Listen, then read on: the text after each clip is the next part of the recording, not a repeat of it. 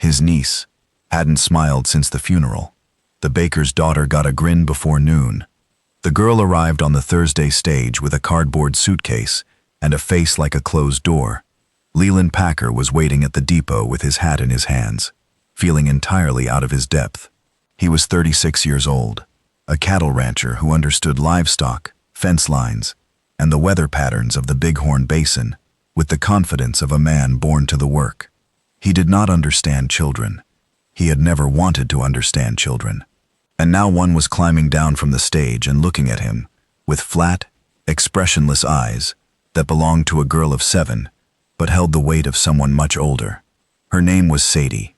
She was his brother Nathaniel's daughter, and she had not spoken or smiled since the funeral 6 weeks ago. Nathaniel and his wife Grace had both died of diphtheria within 3 days of each other, and Sadie, who had survived the same illness, had emerged from the sick room into a world that no longer contained her parents, and she had responded to this fact by closing up like a fist. Leland picked up the suitcase. It was surprisingly light. He realized, with a pang that felt like a physical blow, that everything this child owned in the world fit inside a cardboard box, barely larger than a feed bucket. "I'm your Uncle Leland," he said. "I've got the wagon out back." Sadie looked at him. She did not speak. She followed him to the wagon and climbed up onto the bench seat without assistance, and they rode the 9 miles to his ranch in a silence that grew heavier with every mile. The ranch house was built for a single man, one large room with a cook stove, a table, a bed, and a leather chair by the fireplace. Leland had spent the previous week trying to make it suitable for a child. He had hung a curtain to divide the room, put a straw tick mattress behind it, and bought a small pillow from the mercantile that the shopkeeper's wife had assured him was appropriate for a girl. Looking at it now through the eyes of a 7-year-old, he saw how inadequate it was. The room was dark. The walls were bare. There were no pictures, no colors, no softness of any kind. He had also bought a hairbrush, because he assumed girls needed hairbrushes, and a bar of lavender soap, because the shopkeeper's wife had said little girls liked things that smelled nice.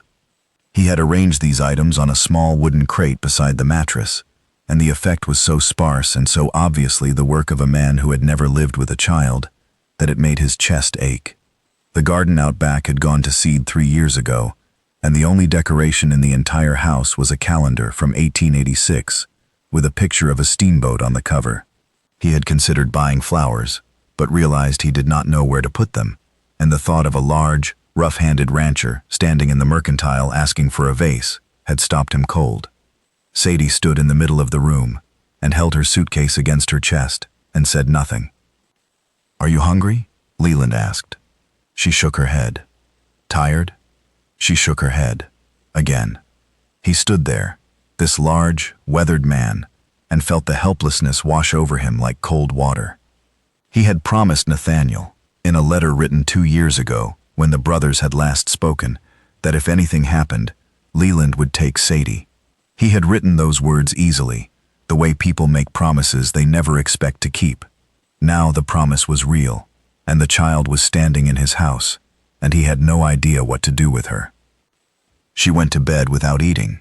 He heard her breathing behind the curtain, not crying, not restless, just the steady, mechanical breathing of a person who had learned to lie still in the dark and wait for morning.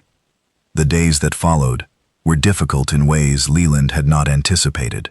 Sadie ate when food was placed in front of her, but sparingly, without interest. She sat where she was told to sit. She walked where she was directed to walk. She did not play, did not explore, did not react to the horses or the dogs or the sweep of open range that stretched in every direction from the ranch house. She was present in the physical sense, but absent in every other way, and the absence was so complete that Leland sometimes forgot she was in the room until he turned and found her standing there, watching him with those flat, empty eyes. He tried. He showed her the horses and let her feed them sugar from her palm. Nothing. He took her fishing at the creek and baited the hook for her and sat beside her on the bank for 2 hours. Nothing. He carved a small wooden horse and left it on her pillow, and the next morning it was still there, untouched, in exactly the same position. He read to her one evening, from the only book in the house, a veterinary manual, and realized halfway through a chapter on hoof disease that this was perhaps not appropriate bedtime material for a 7-year-old. He stopped reading. She had not been listening anyway. The worst moments were the mornings.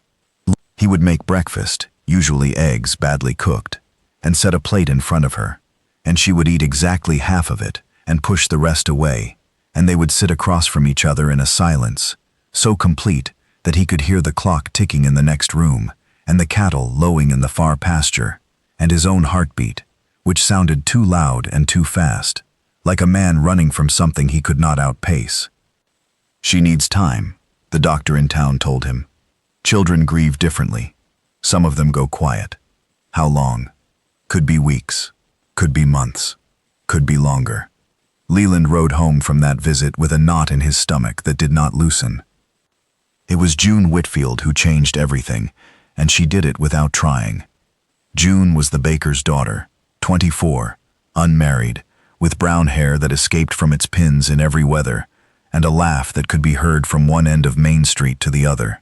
Her father Abner ran the bakery on the corner of Poplar and First, and June delivered bread and pies to the outlying ranches twice a week, in a small cart pulled by a mule named Duchess, who had one blind eye and a disposition that alternated between stubborn and murderous.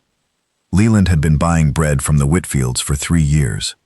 June usually left the loaves in the box by the gate, but on the first delivery after Sadie's arrival, she drove the cart all the way up to the house. She climbed down with a basket in one hand and knocked on the door. Leland opened it. Sadie was sitting at the table behind him, staring at her hands. "Mr. Packer," June said, "I heard about your niece. I brought something." She held up the basket.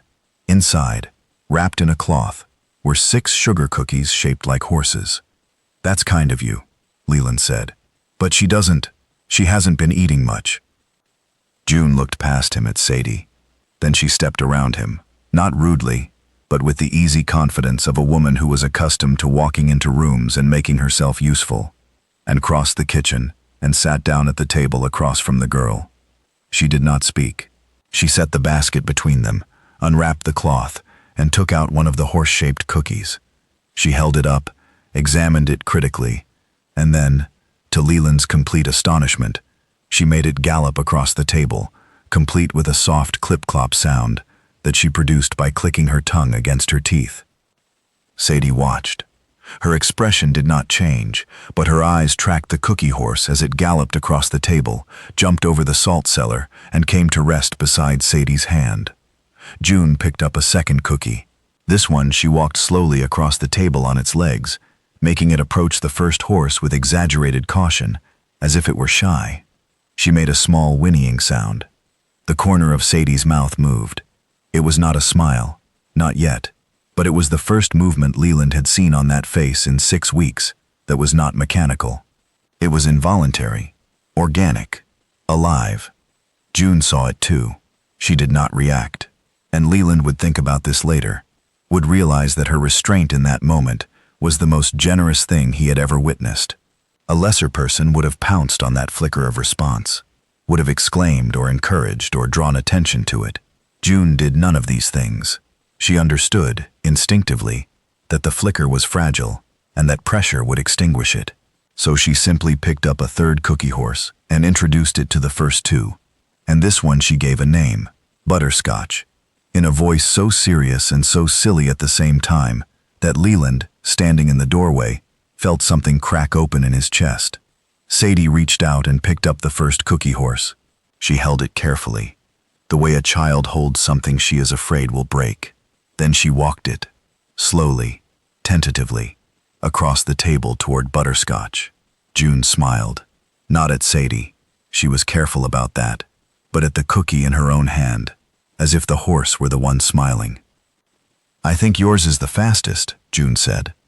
And Sadie, small, silent, grief-stricken Sadie, looked up at June Whitfield with something in her eyes that had not been there before. Not a smile, not yet, but the shadow of one, the suggestion that somewhere deep inside the closed fist of her grief, something was beginning to uncurl. Leland turned away from the doorway so they would not see his face. June came back 3 days later. This time she brought a loaf of bread and a small cloth doll with button eyes and a calico dress that she had sewn herself. She did not give it to Sadie directly. She left it on the table beside the bread and said, "That doll has been looking for a home. Let me know if anyone here wants her." Sadie took the doll to bed that night. It was the first thing she had voluntarily touched since arriving. Leland checked on her before he turned in and found her curled on her side with the doll pressed against her chest and her thumb in her mouth, a habit she was surely too old for, but that he did not have the heart to discourage, because it was the first sign of comfort he had seen in her since she stepped off the stage with that cardboard suitcase and her closed-door face. He sat in the leather chair by the fireplace that night and stared at the embers and thought about June Whitfield sitting at his kitchen table, making cookie horses gallop across the wood, with her tongue clicking softly, and he felt something he had not felt in a very long time. Not love, not yet, but the space where love could go, opening up inside him like a door he had forgotten was there. The visits became regular. June came twice a week for the bread deliveries, and each time she stayed a little longer. She never pushed. She never coaxed. She simply sat with Sadie and did things. Braided strips of leather into bracelets, drew pictures of animals in the dirt with a stick, told stories about Duchess the one-eyed mule that were so absurd and so detailed that Leland, listening from the porch, found himself laughing. Sadie did not laugh. Not yet, but she began to emerge, inch by inch, from the sealed room of her grief. She started following June around the yard. She helped carry the bread basket. She stood beside Duchess and put her hand on the mule's neck and held it there, and the mule, who bit virtually everyone, stood still and let her. On the 14th visit, June was telling a story about Duchess getting loose in her father's bakery and eating an entire tray of cinnamon rolls, and she described the mule's expression afterward, like she was thinking about what she'd done but wasn't one bit sorry, and Sadie laughed. It was a small sound, barely there, more breath than voice, but it was real, and Leland heard it from the porch where he was mending a bridle, and he set down the leather and the awl and sat very still, because the sound of his niece laughing for the first time in 2 months was the most important sound he had ever heard. June kept talking as if nothing had happened, but when she left that afternoon, she stopped at the gate and looked back at Leland, and her eyes were bright. "She's in there," June said quietly. "She's coming back." Leland watched her drive away in the bread cart with Duchess trotting lopsidedly down the road, and he understood, with the slow, heavy certainty of a man who has spent his life noticing things without naming them, that he was in love with June Whitfield. Not because she was pretty, though she was. Not because she was kind, though she was that too, but because she had walked into his house and sat down with a broken child and coaxed a laugh out of the silence. And she had done it the way she did everything, naturally, without performance, as if it were the most obvious thing in the world. He did not tell her. He was a rancher, not a poet, and the words he needed were not the kind he knew how to use. But he began to find reasons for June to stay longer. A broken wheel on the bread cart that he offered to fix. A stall in the barn that needed cleaning, and could she watch Sadie while he did it? A question about a recipe he had no intention of cooking. The excuses were transparent, and he suspected June saw through every one of them, but she never said so, and she always stayed. By August, Sadie was talking. Short sentences at first. "Duchess is hungry, and can June come tomorrow?" And then longer ones. Stories about her parents that she told in a matter-of-fact voice that concealed, Leland knew, a grief that would take years to fully surface. She told them to June, not to him, and he understood that too. June was safety. June was the person who had reached into the dark and found her. On a warm evening in late September, after June had gone home and Sadie was asleep behind the curtain with the button-eyed doll in her arms, Leland sat on the porch and watched the stars come out over the Bighorn Basin. The sky was enormous, the way it always was, and the silence was deep, but it was a different silence now. It had Sadie's breathing in it. It had June's laugh in it. It had the faint smell of bread and sugar cookies, and the sound of a one-eyed mule trotting down a dirt road. The next time June came, Leland met her at the gate. Sadie was in the yard, feeding the chickens, and she waved. She waved now, freely and without prompting, and June waved back. "June," Leland said. "Mr. Packer." Leland. She looked at him. He looked at her. The bread basket was between them, and Duchess was chewing on the gatepost, and somewhere in the yard, Sadie was counting chickens, in a voice that was small but steady and real. "Would you want to stay for supper?" he asked. June Whitfield smiled, the same smile she had given the cookie horse on that first day, warm and unself-conscious and entirely genuine. "I thought you'd never ask," she said.